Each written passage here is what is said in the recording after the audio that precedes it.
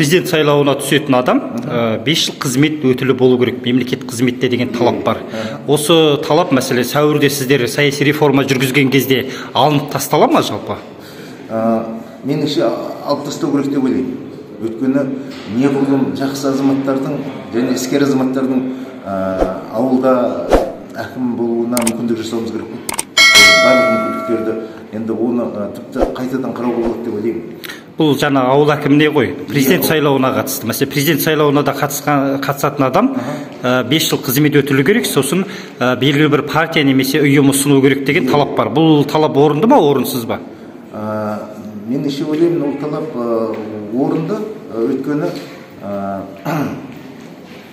жалпы біріншіден ол енді әлемдік тәжірибеде сондай ғой. Ол мемлекеттік қызметте белгілі бір тәжірибесі болу керек. Әйтпесем жаңағыдай бізде әлгі талапкерлер тым көбейіп келеді, жаңағыша ешқашан халықпен жұмыс істемеген адамдарда мысалға ондайлар да көбейіп кетуі мүмкін. Сондықтан да бұл жерді меніңше ойлаймын, мына жалпы негізгі талаптардың барлығын қайтадан қарауға болады, егер мынау заңға сәйкес әлемдік тәжірибедегі нәрсені де ескеруіміз керек деп ойлаймын. Қай әлем мәселе нақты? Мәселен, Америкада Трамп ешқашан мемлекет қызметте істемеген бизнесмен президент болып сайлауға түсіп жеңіске жетті. Сол сияқты мына Украинада Зеленскийде сайлауға қатысты мәселен. Бір күн мемлекет қызметте істемеген. Бізде қай әлемдік тәжірибені айтып отырсыз? Мен ойлаймын, басқа біз тек қана біз Украина мен Американы үлгі алуға тиіс емеспіз. Одан да басқа өркениетті елдер бар. Сондықтан да біз тек қана ол мысалдарымызды ғана ескеруге меніңше ол артық болатын шығар. Мәселен, сол жаңағы тіпті Украинаның басшысы бір коллективті ұжымды басқарды ғой кезінде. Соның бәрі ескерілу керек. Егер сондай елмен жұмыс істемейтін адам елді қалай басқарады бір жағынан? Ол жағында қарауымыз керек па? Бұл жерде тек қана мемлекеттік қызмет, мемлекеттік емес қызмет деген мәселені сұрап тұрсаңыз, мен ойлаймын, бәрібір мемлекеттік қызмет болған дұрыс шығар деп ойлаймын. Бұл кедергі емес пе? Мәселен, бізде жақсы азаматтар бар, бизнесте жүрген мәселен. Бұл азаматтар неге сайлауға түсе алмайды мәселен? Мәселен, әрбір адам сайлауға түсуге құқылы, солай ғой? Осы талап неге бұзылып отыр? Ол кісілерге сол мемлекеттік қызметке мемлекеттік қызметті атқаруға құқығын ешкім бұзған жоқ қой мәселен. Олар істегісі келмеді, мысалға. Олар енді керемет міндетті түрде президенттікке қызмет болу кісілер, басқа қызметтерде бар мәселе түссін. Егер бұл жерде адам өзінің қалауы болу керек қой. Егер шын мәнінде ол мемлекет басқарамын деген адам, ол жеке де қызмет істеу керек, мемлекеттік қызметте істеу керек, барлығына үлгеру керек деп ойлаймын. Бізде бұған дейін ондай заң болған жоқ, талап болған жоқ мәселен. Сол кезде біз дұрыс жасадық па, әлде қазір дұрыс жасап отырмыз ба? Мен ойлаймын, қазір жасайтын нәрсеміз дұрыс деп ойлаймын. Өйткені біз әр заманның өзінің заңды болу керек қой. Сондықтан да біз осы замандағы ерекшеліктерді ескеруге тиіспіз деп ойлаймын. Мәселен, Тоқаев екінші республика құратынын айтып жатыр. Екінші республика құру үшін ата заң өзгеру керек деген сөздер айтылып жатыр сарапшылар. Жалпы екінші республика, жаңа республика құрамыз деп жатқан билік мәселен. Мынау мемлекет қызметте істемеген адамды 5 жыл президент сайлауға жібермеу, бұл әділетсіздік емес па? Мәселен, әлемдік өркениетті елдердің бірде-біреуінде бұндай талабы жоқ. Бірде-бірінде деп сіз шешімді түрде айтып тұрсыз. Мен барлық елдердің ондай талаптарын білмеймін, бірақ кейбір елдерде бар, мемлекетті қызметте істеу керек деген. Ол әр елдің өзінің заңы болу керек қой.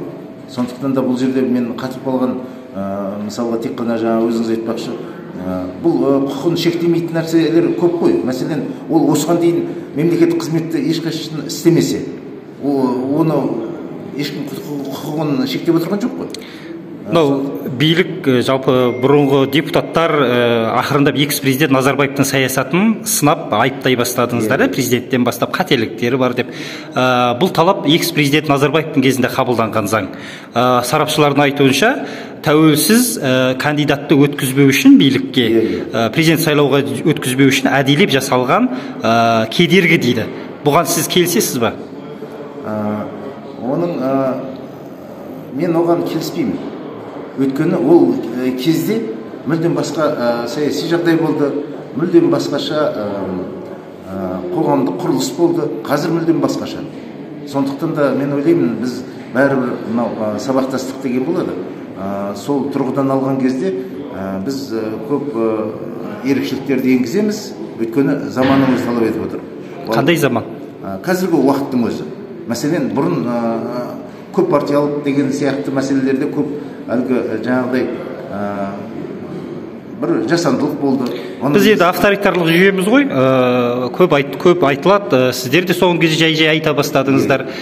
Біз авторитарлық жүйеде, мәселен, тәуелсіз кандидатты президент сайлауға жібермеу үшін, ауыл әкімінің сайлауына жібермеу үшін осындай қадамдар жасап қойғаны бұл ұят емес па? Жалпы жаңа Қазақстан құрам деп жатқан билік үшін? Жоқ, мен сізге айтып отырмын ғой, қазіргі жаңа заңдарды жасап жатқан кезде мына трансформация дейді, бұның барлығы ескеріліп, жаңа өзгерістер енгізіледі. Сондықтан да ешкімнің жаңа құқығын бұзбайды, барлығына мүмкіндік болады деп ойлаймын. Бір сөзбен айтқанда 5 жыл кедергі, сіз оны қолдайсыз, кедергінің болған. Бұл кедергі ғой. Жоқ, оны кедергі деп айта алмаймын. Ол сол кездегі заң. Бұл кедергі заң ғой енді. Енді оны қазір... Мәселен, мысалы, былай айтасыз, 16 жылда қандай кедергі болды, болмаса 41 жылдары қандай кедергі болғанын білмейсіз ғой. Болды ғой, ол кезде де мүйіз салығы болды, қазақ қырылып кетті. Сол сияқты мына өткен заманға олай тек қана сын көзімен... Жоқ, сіз өзіңіз оны алып тастауға қарсысыз, соны бір сөзбен айтқан кезде кедергіні алып тастауға қарсысыз. Мен кедергі деп ойламаймын, бағана өз сөзімде айттым ғой. Ол кедергі емес, сол заманның, сол кездің заңы болғандығын, оны біз бәріміз сақтадық. Ол белгілі бір... Неге алып тастамайсыздар, мәселен, жүйе ауысты ғой? Енді жүйе ауысқаннан кейін оның көп кедергілер алынатыны сөзсіз. Ауыл әкімінің сайлауына қатысатын кандидат, президент сайлауына қатысатын кандидат 5 жыл қызмет өтілі болу керек. Мемлекеттік қызметте. Мемлекеттік қызметте өтілі болу керек. Осы талап қаншалықты орынды? Орынды деп ойлаймын. Өйткені ең біріншіден ол мемлекет қызметкері болады. Солай емес пе? Яғни халық үшін қызмет етіп тұрады, ауыл әкімі болып. Сондықтан бұл талап өте орынды деп ойлаймын. Кедергі емес па? Кедергі емес. Мәселен, Америкада... Қарапайым адам болуы мүмкін деп ойлайсыз ба? Қарапайым адам неге мәселен сайлауға түсе алмайды? Мәселен, Америкада Трамп ешқандай мемлекет қызметте істемеген. Америкамен салыстырмайық. Неге салыстырмаймыз? Америкамен салыстырудың қажеті жоқ, оларда басқа талаптар бір, екіншіден оларда жүйе басқа. Жақсы, бізде қандай? Оларда демократия, бізде демократиялық жүйе. Оларда демократия. Біз демократия емеспіз бәрі. Жалған демократия. Мына Украинада. Егер білетін болсаңыз, Американың жалпы өмір жүйесі туралы білетін болсаңыз, мен білемін, өйткені туған туысқандарым анда тұрады, кейбір. Одан басқа достарым да тұрады. Демократия, ол бір жағынан демократия болып көрінеді, бірақ демократия жоқ анда. Жақсы, Американы қоя қояйық, өзіміздің мына ТМД елдеріне қатысты Украинаға келейік. Украинада мәселен шоумен әзілкеш Зеленский президент сайлауына қатысып жеңіп шықты. Содан не болып шықты, көрдіңіз ба? Не болып шықты? Өзіңіз жаңа көріп отырсыз ғой, не болып шықты? Соғыс болып жатыр. Соғыс болып жатыр. Сол соғысты давайте айтпай қояйық. Неге? Соғыс бойынша менің жеке пікірім, соғысқа қарсымын мен. Соғысқа қарсысыз, бірақ Украинаны да, Ресейді де мен қолдамаймын. Өзім орыс болсам да қолдамаймын мүлдем осы соғыста. Бірінші және екінші жағында тұрмаймын. Өйткені соғысқа қарсымын. Соғысқа қарсы болғаныңыз жақсы, бірақ мәселе мынада ғой. Мәселе Украина халқы Зеленскийді өзінің президент ретінде сайлады. Олардың өзінің тілін, өзінің ұлттық саясатын жүргізуге, ешқандай кедергі келтіруге Ресейдің, жалпы Путиннің ешқандай хақысы жоқ. Мәселен, бір елдің ішкісіне араласу мәселесіне. Түсіндім, сіздің сұрағыңыз маған түсінікті. Дегенмен Зеленский, мысалы, саясаткер ретінде, тіпті елдің президенті ретінде үлгі емес бізге. Көрдіңіз ба? Ол үлгі емес, тіпті мен үшін үлгі емес. Ол кісімен, мысалы, президенттің қызметі немесе президент қандай болуға тиісті, Зеленскиймен мен салыстырмаймын. Қазір Зеленскийді әлем елдері, мәселен әлем көшбасшылар, кеше НАТОда болсын, Америкада конгресс болсын, аяқ тік тұрып, оған шапалақ қошемет көрсетіп жатыр. Батыстың өзі, Американың өзі Зеленскийді қолдамайды. олардың мақсаты Зеленскийді қолдау емес. Жоқ, мен енді қайта сұрағыма келейін. Сонда мәселен өркениетті елдерде, жалпы есі дұрыс мемлекеттерде президент сайлауына түсу үшін мәселен 5 жыл қызмет өтілі талап етілмейді. Бізде неге талап етіледі? Ол біздің талабымыз, менің ойымша ол дұрыс. Сіздер мәселен мысалы қараңызшы, мысалы кез келген адам мұғалім, ұстаз бола ала ма? Айтыңызшы маған. Кез келген адам, мысалы сіз мұғалім болғыңыз келеді, сіздің мұғалім болғыңыз келеді, онда сіз мұғалім бола аласыз ба? Жоқ. Сол үшін арнайы бір білім керек, солай емес пе? Міндетті түрде қандай да бір бағыттарды өту керек, солай емес пе? Одан кейін саясаткер болу үшін міндетті түрде мемлекеттік қызметтегі тәжірибе болу керек. Онсыз болмайды. Мысалы қарапайым халықтың орны бір бөлек. Ерекше құрметпен, өзім қарапайым халықтан шыққанмын, көрдіңіз ба, өзім мұғаліммін.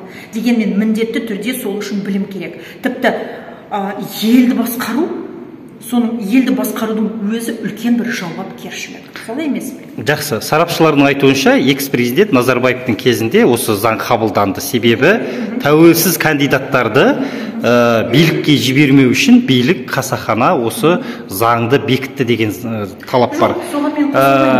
Тек қана осы талапты орындау керек. Кез келген адам мемлекеттік қызметте жұмыс істеуге құқығы бар, солай емес пе? Кез келген адам.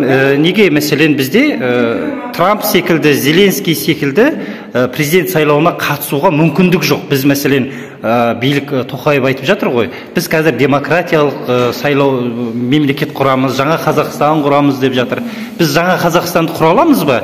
Егерде біз президент сайлауына қатысатын мықты кәсіпкер азамат, бірақ ол мемлекеттік қызметте істемеген мәселен. Бірақ ол сайлауға қатысқысы келеді. Бұл құқығын шектеу емес па бұл адамның? Адамның құқығы бар, бірақ елді басқару, тағы бір рет айтайыншы сізге, елді басқару үлкен жауапкершілік, халық алдында үлкен жауапкершілік, көрдіңіз ба? Президент сайлауына қатысу үшін, ауыл сайлауына кандидат болу үшін 5 жыл қызмет өтілі талап етіледі. Осы талап мәселен жаңа Қазақстанды құрып жатқан билік осы талапты өзгерте ме жалпы? Менің ойымша президентке қойылатын талаптар ауылға қойылатын талаптан биік болғаны дұрыс. Ол енді заңды нәрсе. Біз енді өзінің елдің президенттері кім болса да, қашан келсе де шынымен де салиқалы, үлкен өмір жолы бар азаматтардың келгенін қалаймыз. Сөзсіз алдағы уақытта заңнамаға өзгерістер енеді. Ең алдымен енетін өзгерістер конституцияға ену керек. Конституциялық бүкіл шешім қабылданғаннан кейін тиісті әкім сайлауы, жалпы сайлау деген сияқты заңдар, партиялар туралы заңдар өзгеріске түседі. Оның ішінде президенттің де тапсырмасы бар. Мысалы үшін ауылда жүрген азаматтарға міндетті түрде жоғарғы білім немесе еңбек өтілі деген емес, немесе оның бір теңестіретін дүниелерді енгізу керек деген. Мысалы үшін кәсіпорынның, ТО дейміз ғой. ТО-ның немесе шаруашылықтың басшысы болуы мүмкін. Мемлекеттік қызметте болмаса да, халық білетін, жұрт сенетін, ауылдың шаруасын атқарып кете алатын азамат болса, менің ойымша ол жеткілікті нәрсе. Ал президент сайлауы ше? Президент сайлауына ақылдасақ, менің ойымша президентке қоятын талап бәрібір жоғары болу керек. Жоғары болу керек, демек 5 жыл қызмет өтілі талап алынбайды, солай ма? Заң әлі келген жоқ.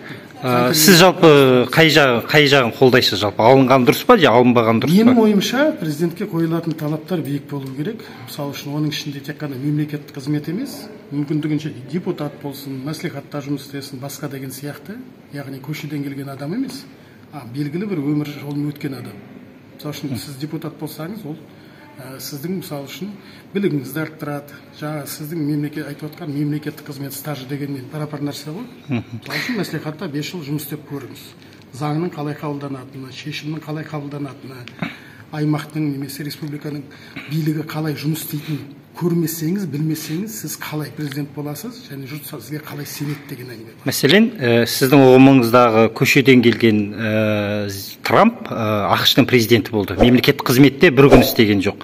Сосын мына Трамп қалай десек те, ол біріншіден көшеден келген емес, ол үлкен миллиардер, ол ақш-тың элитасының ішінен шыққан қаймағы болып табылады. Ал бізге мысалы үшін қазіргі күні керегі кез келген саясатқа араласқан адамның Обама сияқты аудан дәрежесінен бастап сенатор болып, сенаторлықтан жаңағы президенттікке баратын сияқты өмірлік жолды өткен, көрген азаматтардың саясатқа араласқанын өз басым қалаймын. мына Украинада Зеленский мәселен шоумен болды, мәселен бір күн мемлекет қызметте істеген жоқ, Украина президент болып шықты. Неге біз осындай, жалпы бізде де бар ғой, мәселен Марғұлан Сейсенбай секілді мемлекет қызметте ұзақ жылдар бойы кәсіпорын басқарды, басқасын басқарды, оның өмірлік жолы банк басқарды. Банкты басқару, мысалы үшін министрлікті басқарудан оңай емес. Мәселен, адамның құқығын бұзу емес па? Мәселен, президент сайлауына қатысатын адамның... Сіз армияға баратын болсаңыз, белгілі талапқа сай боласыз ғой. Мемлекеттік қызметке кірсеңіз де белгілі бір талапқа сай боласыз. Жоғарғы оқу орнына түссеңіз де белгілі талапқа сай боласыз. Мәселен, демократиялық, жалпы есі дұрыс мемлекеттердің бірде-біреуінде мұндай талабы жоқ. Енді ондай талап бар болуы ықтимал. Оны қазір мен сізге камераның алдында тұрып, интернетке кіріп айта алмаймын ғой. Камераға неге интернетке кірейік, қарайық. Мына жаңа Қазақстан, сіздер осы соңғы уақытта экс-президентті сынап, аздап болса да, мынау қателіктерін айта бастадыңыз. Мына заң жалпы 5 жыл қызмет өтілі болуы керек деген талап, мынау экс-президент Назарбаевтың тәуелсіз кандидаттар өтіп кетпесін деп қойған арнайы кедергісі деген сөздерді сарапшылар жиі айтады. Бұл кедергі емес па жалпы тәуелсіз? Менің ойымша, кез келген саясатқа келетін адам, жаңа айтқандай, белгілі бір өмірлік жолдан өту керек. Ауылдық сайлауға қатыссын, аудан әкімінің сайлауына қатыссын, қала әкімінің сайлауына қатыссын, жұмыс істеп көрсін. Жалпы қазір партия құрам, басқа деп талаптанып жүрген азаматтардың бір апта болса да мемлекеттік қызметке келіп істегенін қалар едім. Сіздер мына жаңа Қазақстан құрып жатсыздар ма, жоқ әлде сол ескі Назарбаевтың жүйесін жалғастырып жатсыздар ма? Мәселен, Назарбаевтың құрған барьері мәселен, кедергісі мәселен. Енді қараңызшы, бұл сіздің пікіріңіз. Менің өзімдік пікірім болу қақым бар ғой? Солай ойлайсыз ба? Әрине. Болды. Жоқ, енді сіздің былай айтқанда мәселен, сонда не кедергі мәселен? Жаңа Қазақстанда бәрі бір ойда жүрсін деген принцип бар ма? Жоқ, азаматтар мәселен. Неге? Әркімнің өзіндік ойы болу керек деген принцип бар емес пе? Демократиялық елдің принципі ғой. Мен жаңағыдай ойдамын. Сіз айтты екен деп, немесе интернетте біреу айтты екен деп, мен өзімнің философиямды, өмірімді күнде өзгерте алмаймын, өкінішке. Жоқ, енді әлемнің есі дұрыс мемлекеттерде біз секілді емес, заңы, депутаты қол. Заң келсін талқылайық. Жоқ, сіз осыған жалпы қарсысыз, солай ғой? Мен айтып отырмын, менің қалауымда кез келген саясатқа келетін азамат бір өмірлік жолдан өтсінші, ауыл әкіміне сайланып көрсін, аудан әкіміне сайланып көрсін, жалпы билік неден құралады, қалай құралады, салық қалай жиналады деген кішкентай болса да өмірге қажетті сұрақтарды айтып көрсінші. Байбалам салушы популистер емес, ютубта күнде айқайлап отыратын, өзінің эфирін ашып алып лайк жинайтындар емес, саясаттың не екенін білетін, заңды қалай жазу. Жоқ, кейбір адамдардың мәселе ұстанымы бар ғой, мәселен билікке барып, мәселен былғанғысы келмейді, мәселен аз айлықпен жұмыс істегісі келмейді. Кешіріңіз, билік дегеніміз ол міндетті түрде былғаныш емес. Күнделікті адамның өмірін құтқарып жүрген адамдар бар. Сіз соларға тас атуға дайынсыз ба? Бірақ мәселе тас ату емес қой, мәселен. Сіз Айдос Сарымсыз, мәселен бұған дейін сіздің беделіңіз болды. Қазір сізді әлеуметтік желіде көп әжуалайды. Мен әлеуметтік желіге назар аудармайын, ол жерден кетіп қалдым. Ол жердің адамының пікірі мен үшін көктейін. Бірақ бәрібір сіз соған барасыз ғой, бәрібір сайлау, бәрібір сіз дауыс алуыңыз керек қой. Мен әжуалап отқан адам маған дауыс бермейді ғой. Мен өзімнің аудиториям, мен сонымен жұмыс істеймін. Жақсы.